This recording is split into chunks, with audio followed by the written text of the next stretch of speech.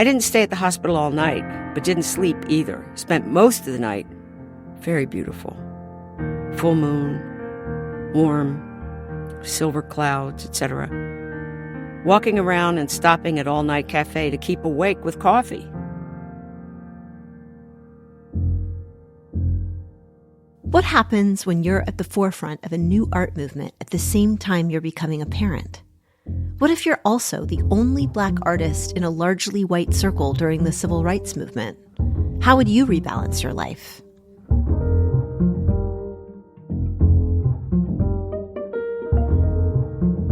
Welcome to Season 2 of Recording Artists, a Getty podcast dedicated to exploring art and artists through its archives. I'm your host, poet Tess Taylor.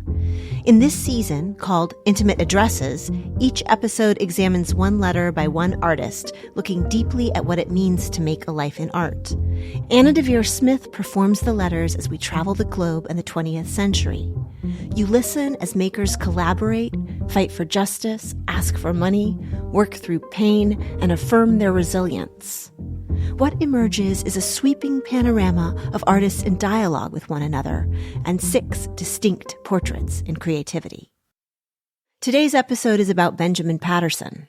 He was a classically trained Black musician who wrote symphonies to be played with crumpled paper and who choreographed dances to traffic signals, only to retire from the art world for decades in the middle of his career. Despite being a founding member of the art group Fluxus, Patterson has been less well-studied than other artists in his circle, a fact that is now slowly beginning to change. But first, our letter. It's May 1962. Patterson is 28. He's writing from Paris, where he's moved with his wife Pula after spending 2 years in Germany.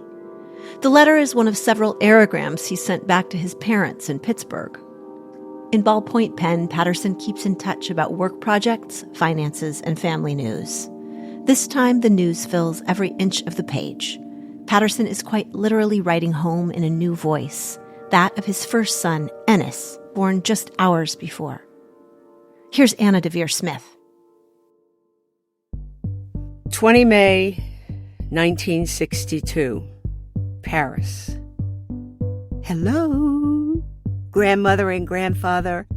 Since my hands are still a bit blue and stiff, I can't write yet. So I've asked Dad to write this for me. First, my trip here to the world was quite nice. Mother was awake the whole time, and after we got into the delivery room, everything was finished in about 40 minutes. That was about 3:42 p.m., 19 May.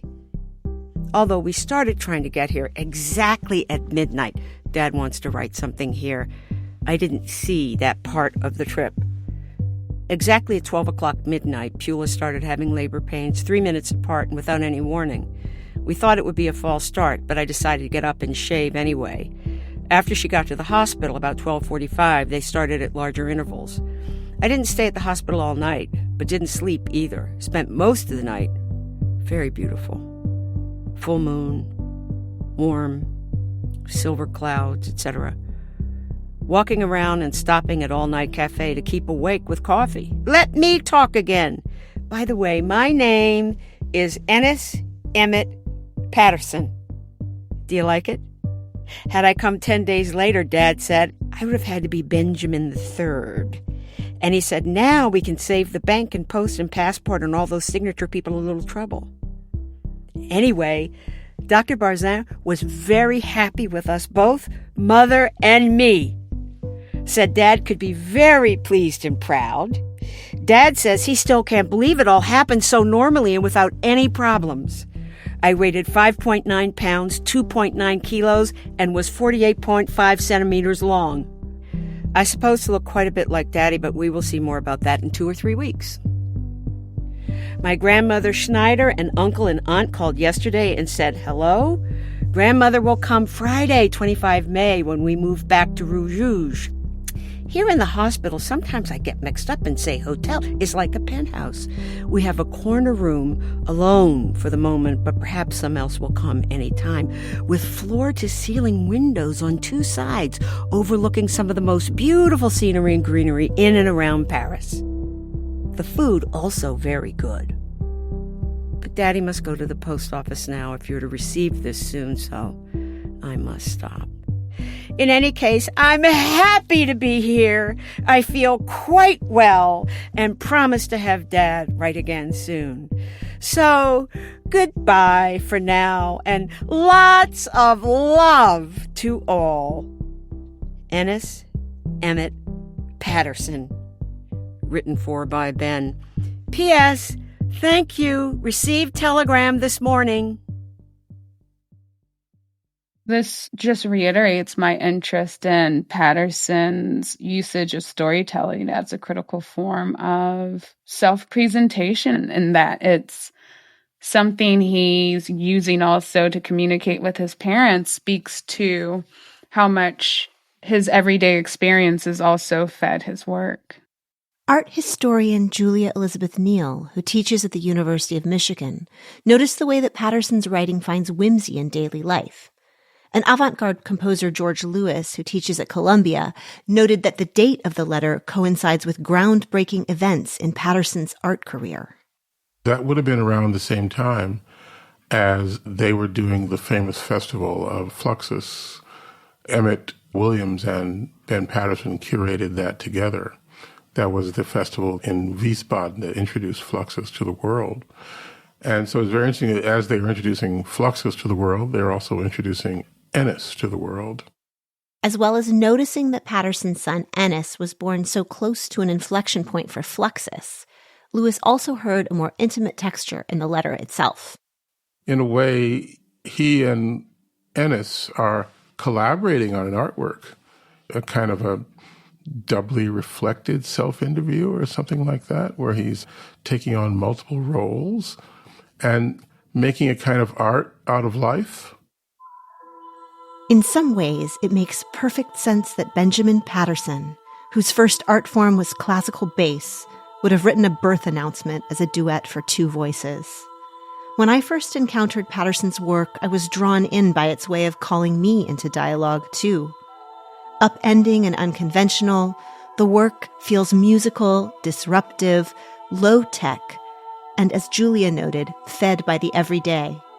Patterson's projects invite audiences in. They ask them to stop just being audiences and to start being participants instead. And then they ask those participants to notice what they are doing in the world. While Patterson's offerings sometimes seem simple, the effects can feel profound. But first, let's retrace how Benjamin Patterson arrived at this point. Born in 1934 in Pittsburgh, Pennsylvania, to a middle-class black family, Patterson began his life as an omnivorous polymath. He ran track at state meets. He excelled at science. He read the encyclopedia for fun. His mother was a trained pianist, and his father was a violinist. And Patterson was a classical bassist who eventually studied composition and conducting at the University of Michigan. He was brilliant and ambitious. Here's George. Early on, this desire to become a classical bassist from high school and also in college was outside the expected frame. He had a goal of becoming the first black double bassist to play in a symphony orchestra in the U.S. That didn't happen, but that was certainly congruent with other experiences of African-American classical musicians over the years and even after. The racism in the white music world in the 1950s ran deep. Many American orchestras did not desegregate until well into the 1970s. Unable to play the bass in America, Patterson left for Canada after college. He played in and conducted the Halifax Symphony Orchestra, followed by a stint as the principal double bassist with the Philharmonic Orchestra of Ottawa. Next, he moved to Germany to join the U.S. military's 7th Army Symphony. Paradoxically, he was allowed to play in a U.S. orchestra only by being in its military and only by living elsewhere. The Germany to which Patterson arrived in the 1950s was war-torn and scarred. The word Patterson used to describe it was Traumerfeld, which means rubble field. But Germany was also full of potential for a young black musician interested in new ideas. In the wake of the war, the CIA funded arts and music as peacemaking tools. International artists including David Tudor, John Cage, and Namjoon Paik were joined by Lithuanian-American impresario, networker, and publisher George Maciunas. Together, the group crafted unusual performances, sometimes in neglected spaces, sometimes with instruments, sometimes without. Sometimes they smashed the instruments they were using to bits. It was boundary-breaking stuff. Nobody even knew what to call it yet. When Patterson arrived in Germany, he had already been exploring new music practices. One evening in 1960, after a disappointing meeting with Karl-Heinz Stockhausen, a pillar of West Germany's burgeoning avant-garde music scene, Patterson picked up a flyer blowing in the street for a music festival taking place the next day at the studio of experimental artist Mary Bauermeister. He went and found in a moment a new circle of friends. Among artists like John Cage and David Tudor, Patterson began to build his own voice as an artist. His new group was devoted to anti-art and to decentering the artist as primary genius. In practical or impractical terms, some of this began with highly trained classical musicians attempting to alter what an instrument or a performance was. Cage prepared pianos by adding bolts, erasers, and screws to the strings and soundboards. His songs popped, clanged, and screeched. Other musicians used clothespins, lemons, tea kettles, and combs. Not all these experiments happened that first night at Mary Bauermeister's, but Patterson's first meeting with these new friends was life-changing. He definitely found a community. Julia says Patterson fit right in. What I hear so often from musicians is how easy it is sometimes to just jam with people. That you're in a space and you guys are really absorbed with the act of doing. So I would assume that actually his ease of transitioning into that is probably something he has carried with him. Patterson wasn't just jamming, though. The moment was transformational. Here's George on what changed. He became a composer. That's the biggest watershed I can think of. From working on interpreting other people's works to becoming a composer. You're going through a certain looking glass. And this was seeming with very little preparation. One day, it looks like almost he just snapped his fingers and did it. Patterson's compositions seemed to come through a looking glass as well. Rather than conventional scores, Patterson's pieces appeared as invitations or instructions. Some arrived on onion skin paper typed as letters. Others turned musical scores into visual art, blurring boundaries between disciplines. Amid the innovations of the time, Patterson was trying to find his niche. In 1960, he saw David Tudor play a famous experimental piece called Contacte for piano, electronics, and percussion. Tudor told him that he'd practiced the piece for 120 hours. And he said, that seemed like an awful lot. And there must be some piece that one could do without having to study for 30 years and give that kind of time. And that he found that the results of the Contacte rehearsals were somehow underwhelming. So he laid awake at night for days and days and came up with the idea of using paper to create a piece. The result in 1960 remains delightful to this day. Patterson's paper piece uses instruments available to almost anyone, sheets of paper and paper bags. Paper piece turns these everyday items into a sonic collage. Written for 5 performers, the score specifies a duration, 10 to 12.5 minutes, and then provides open-ended instructions. These are manual, musical, and full of joyful silliness. One reads, crumple, rumple, bumple, and for the bags, poof and pop. Who among us does not want to be invited to bumple paper for 12.5 minutes?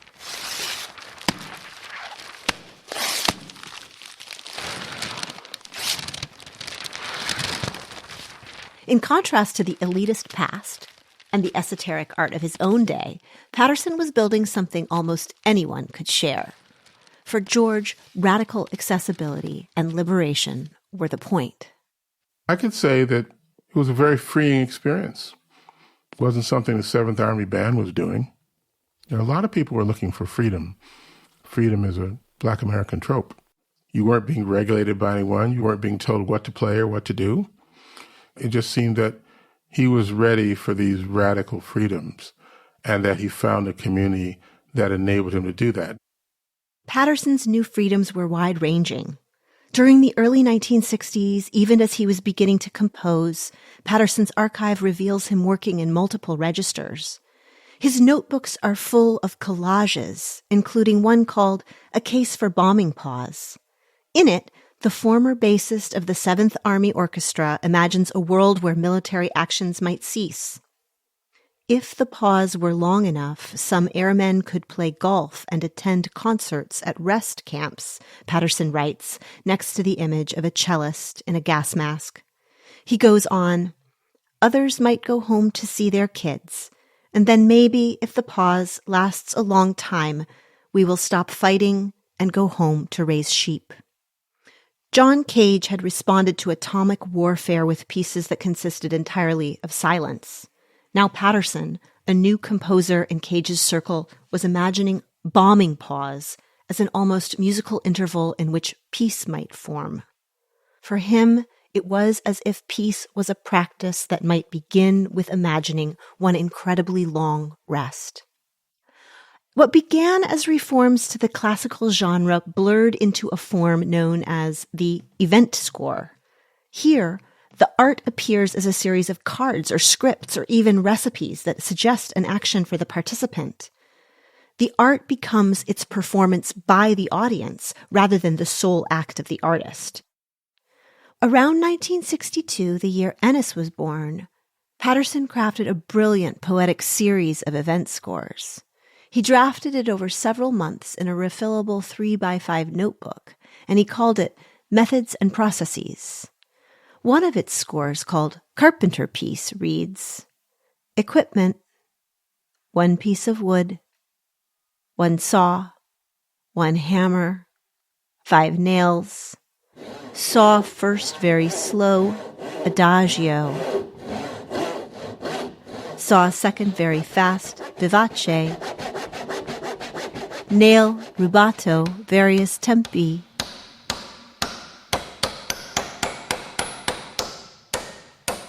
may whistle any tune as accompaniment.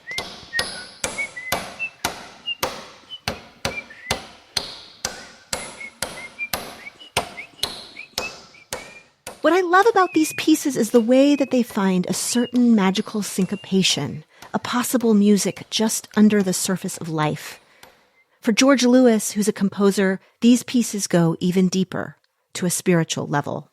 He said that these were pieces that you could do for yourself, by yourself, so that they have a meditative quality. I liken them to spiritual exercises by the Stoics. The Stoics being the people in ancient Greek philosophy who were involved in spiritual exercises. And there's an aspect of Blackness that involves Stoicism. The most important one being attention, paying attention to yourself, and all about not knowing thyself, but care of the self as being the important thing. George also saw Patterson's pieces as invitations to deeper self-knowledge.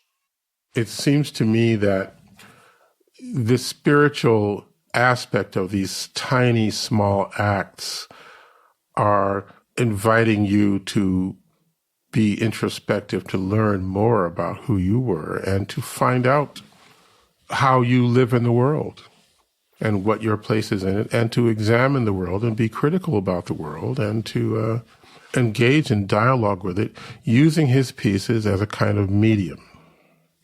Through these things, you would attain illumination. In June 1962, Patterson composed a piece about literal illumination.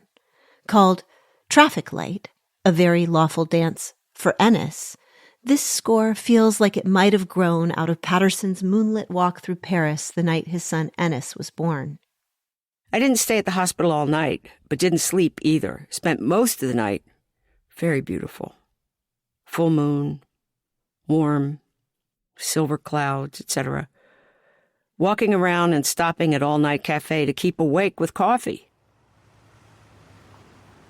A Very Lawful Dance contains instructions for crossing the street at green lights, waiting at yellow lights and stopping at red lights. As a parent myself, I can imagine how this piece resembles one of the many explanations a parent gives a child. You can picture the parent in love with their brand new human who is just registering light and color at all. And the parent explains that the world is one long dance of color and light. Our odd human lives are made of going forward and slowing and stopping before going again. Or, as Patterson puts it in his instructions, a performance may consist of an infinite, an indeterminate, or a predetermined number of repetitions. Patterson also describes the dance as lawful. George heard something charged in Patterson's use of that term. When you think about driving while black, people are driving the speed limit because they don't want to get stopped by the cops. Because if they get stopped, they always say something like, well, your taillight was out, or you were driving over the speed limit and you knew you weren't. So even if you try to become lawful, the attempt is often in vain because you're assumed to be an outlaw or assumed to be someone who needs surveillance. What I liked about this performance was that Ben was very cheerful about this and that these stoplights and all that were surveillance motifs. In September 1962, when Ennis was 4 months old, Patterson's art movement finally got a name, Fluxus. The name was coined by George Machunas, and it meant flow, shift, variable, change. It also came to represent a non-hierarchical network of artists forging a radical, accessible new art. Patterson helped found Fluxus and launch the very first festival of Fluxus art in Wiesbaden, Germany, that September. The concert began with Patterson's paper piece from 1960. From the wings, 2 performers entered the stage briefly carrying a 3-foot by 15-foot sheet of paper over the heads of the audience. Other performers tore holes in an onstage screen. Still other performers dumped pieces of paper into the audience. These read, "Purge the world of bourgeois sickness, intellectual, professional, and commercialized culture. Purge the world of dead art." This was as close as Fluxus came to having a manifesto. But just because you're changing art history doesn't mean you can support yourself with your art. Life in Paris was challenging. Patterson had been collaborating with artists across Europe, but he was struggling financially. Here's Julia Elizabeth Neal. He's running on finite resources and is intent on earning some kind of stable income in order to care for his family. And so by going door to door selling encyclopedias in Paris, that's one way to earn income, but there's this hope, this potential for something more. The Wiesbaden Festival was a last European hurrah for Patterson. He moved his young family to New York directly after. Yet even as he settled in New York, Patterson wrote his parents, hopeful that it would just be a temporary move until they could save more money, perhaps to return to Paris and buy a place. After all, the U.S. had not miraculously stopped being a hard place for a Black artist. Patterson returned at a politically and racially fractious time, which surely affected him deeply. His notes from the period have an edge as if he's working through deep political questions. Patterson began to craft event scores that explored the body in public space. In May 1964, he composed First Symphony, in which a performer enters a room and asks each attendee, "Do you trust me?" The attendees are then divided up into 2 groups, those who answered yes and those who answered no, and the room is darkened. A can of coffee opens, making an explosive noise, scattering grounds on the floor. If a very lawful dance takes color, movement, and law as its materials, First Symphony makes a wry primal choreography out of the politics of trust. Julia understood the way the piece changes depending on who's performing it.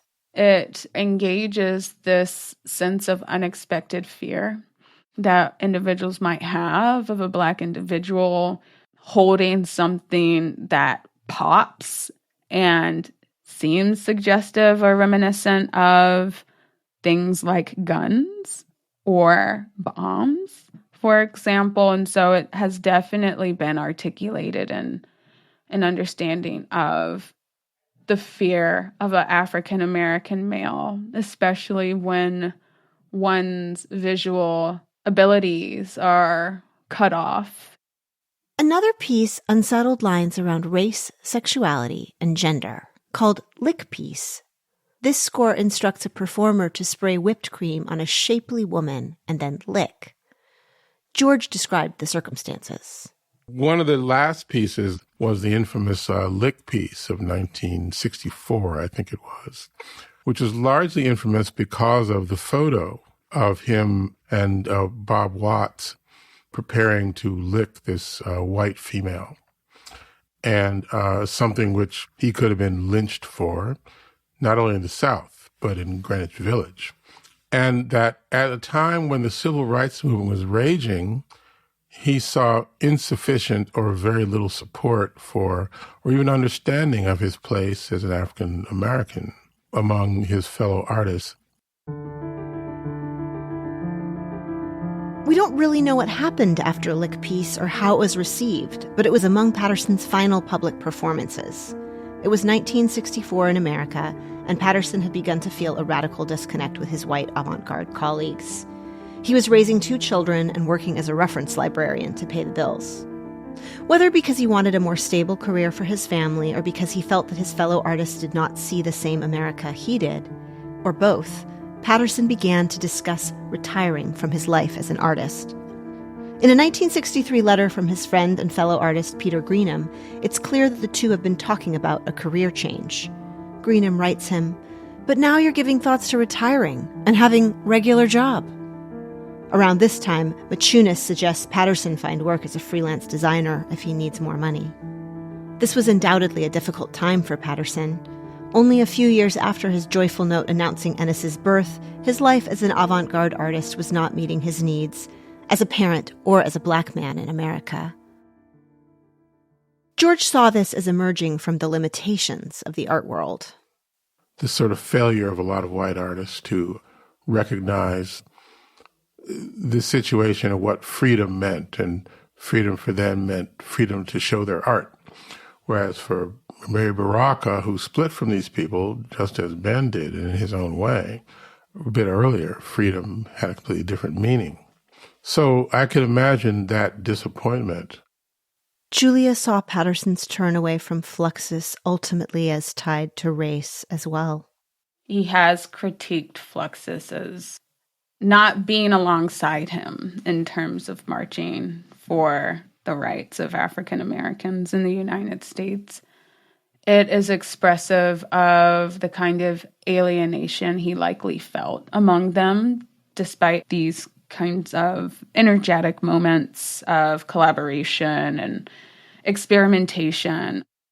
Some Black artists turned to Black nationalism. Others formed Black arts collectives to deal with the silence of the white art world on racial politics. Patterson did neither. Instead, in his early 30s, he simply told his colleagues he had retired. In 1913, Marcel Duchamp had threatened to retire from art to become a librarian. Now, in the mid-1960s, Patterson really did retire from art to become one. By 1968, he was working at the New York Public Library's music division at Lincoln Center. For much of the next 12 years, he was an arts administrator. He worked to advance classical music with the Society of Black Composers and the Symphony of the New World, which was the first racially integrated symphony in the U.S. He also worked at the Department of Cultural Affairs, Staten Island Community College, and the Negro Ensemble.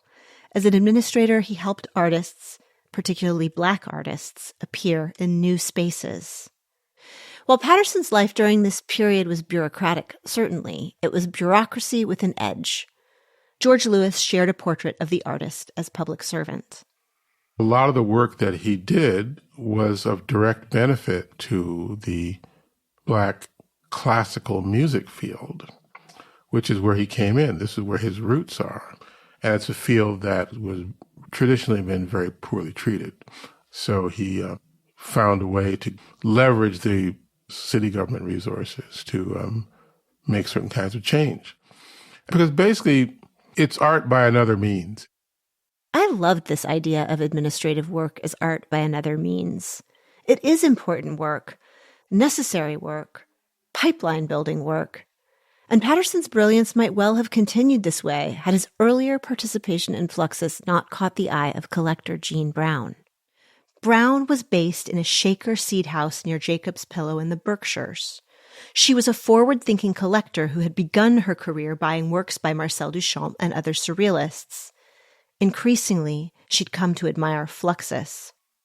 She learned about Patterson and approached him about his archive in the mid-1970s, but the acquisition process was drawn out. In 1978, the same year Patterson's third and final child was born, the artist seemed surprised by her continued interest. He wrote, "Is my work really so central to Fluxus that it is purchasable? I have been a dropout for quite a while, and I guess I'm asking for an ego massage."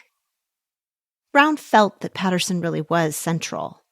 In response, Patterson seemed to love assembling his archive for her.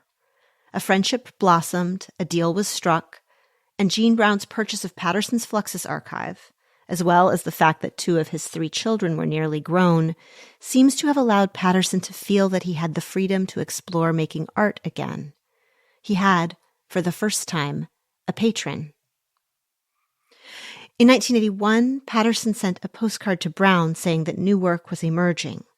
In 1983, he wrote her, "By now, I find it perfectly natural to be rediscovered 20 years later." He was almost 50 and ready to find himself as an artist again. In 1989, he moved back to Germany, where he retired from ordinary life to pursue art full-time. Until his death in 2016, Patterson worked on new pieces. As I learned about Patterson's life with its swerves and reconnections, I found the idea of retiring from art and then retiring from ordinary life liberating. Julia saw a certain humor in the whole process. This idea of retirement is quite interesting because one of the concepts that oscillate in the Fluxus orbit is that art is also everyday life. And in many ways, if we take that quite literally, Patterson was living his art despite being officially employed. This brought me back to George's idea of administration as art by another means. Maybe an artist can never really retire. His 1962 letter to his parents, even a birth announcement, has the whimsy of an art project, a play. Maybe the line between art and non-art is very thin, and maybe making us think about that question, about where it lies, is part of Patterson's genius. I thought about the pleasure of Patterson's work now with its low-stakes, low-tech gestures and their deeper, meaningful provocations. Some of it appears on construction paper or butcher block or in spiral-bound notebooks. One of the scores is the red outline of one traced foot in a square. It suggests the footsteps of a dance. It's instructive, inviting, evoking activity. March. To the untrained eye, Patterson may not have always seemed like an activist. At the same time, there is no way to engage Patterson's work and stay passive. Patterson began his life dreaming of playing in an orchestra in a system too limited, too racist to have him as a member. Eventually, instead, he created a form of art that invited everyone who encountered it to become a participant, a thoughtful player in the great orchestra of life. As he did, he faced his own life and engaged others with a sense of play. A few years after his retirement from real life to return to art, he interviewed himself in a kind of self-duet, much like his earlier letter after Ennis's birth.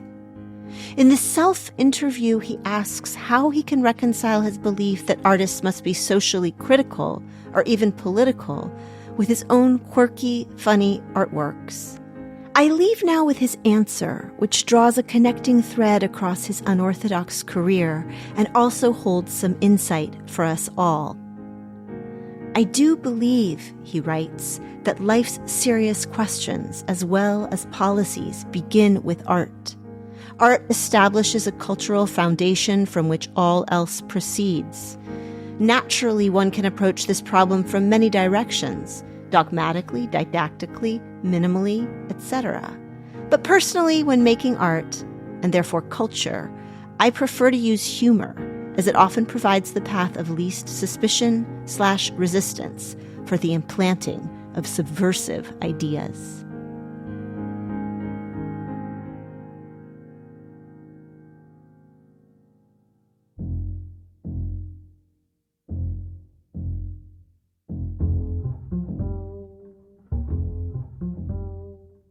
This podcast is sponsored by the Getty Patron Program. Intimate Addresses was produced by Zoe Goldman with audio production by Gideon Brower. Our theme music is by Bryn Bliska.